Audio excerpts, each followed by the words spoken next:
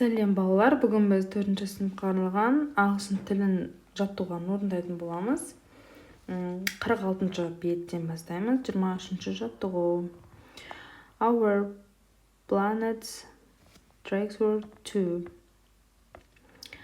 Listen and match. Then talk, use your friends. Балалар, мына жерде фотоны көріп тұрсыңдар, иә?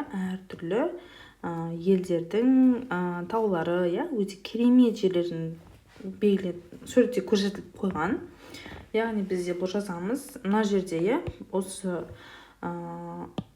осылардың аттары жазылған, осы ағылшынша атауларын, мынау бар, тағы осылар бар, осылардың біз ағылшынша атауларын орын-орнына қойып шығуымыз керек.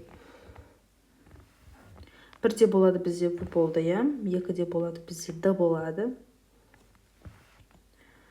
Үште болады бізде с болады. Ф болады. А болады. Е болады. Балалар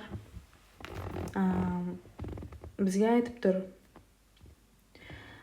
Канада және Норвегия. Бізде бұл жерде В көрсетіліп қойған.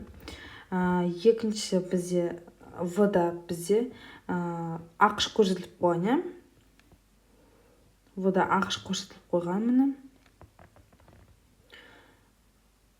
С-да бізде Бразилия көрсетіліп қойған. Д-да бізде Тибен и Непал деген ел.